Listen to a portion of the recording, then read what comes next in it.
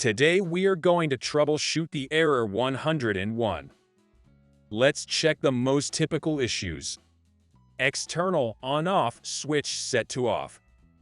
Set the switch or button to on. E-stop pressed in. Walk around the machine and check for pressed in e-stop buttons. Release the buttons after making sure it is safe to do so.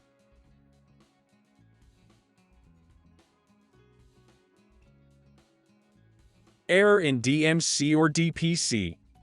Check the status indicator lights and count the blinks. If DMC or DPC is blinking some other error than 101, then proceed to fix the indicated error. External on-off switch broken. Use an ohm meter to check that the external switch opens and closes the circuit. The switch is typically wired to J54 TSC COM connector in the back wall of the plasma. If the issue is none of the above, we can see how the circuit works and check for other issues. Let's check first LED D2. It should be green when the external plasma switch is on. If you measured that the external switch works from the cable, the switch is on and D2 stays off, most likely the CCM is broken. After you verify that D2 is on, check that also D3 is on. If D2 is on and D3 stays off, we can next check the DMC and DPC external stop chain. Both the DPC and the DMC provide an e-stop circuit in the switch mode power supply. As you can see from the picture, the devices are in series together, so either one can trigger the e-stop. The plasma enables the DMC and the DMC enables the DPC.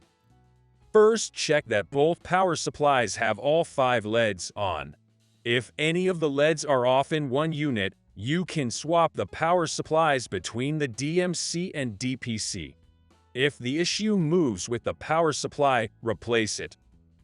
Then we can double-check the cables between the plasma, DMC and DPC. Keeping the cables plugged in, measure from the SMPS connector P1, pins 1 and 6. When the CCM enable is on, you should see 120 volts AC here. This voltage then closes the contact between P1, pins 7 and 8. If you don't get 120 volts AC, most likely the cable between the plasma and DMC is broken. If all looks fine, move to measure the voltages from the DPC. When the DMC is enabled, you should see 120 volts AC in the DPC, SMPS connector P1, between pin 1 and 6. If you don't get voltage here, then most likely the control cable between the DMC and DPC is broken. Thank you for watching, and I hope to see you in the next video.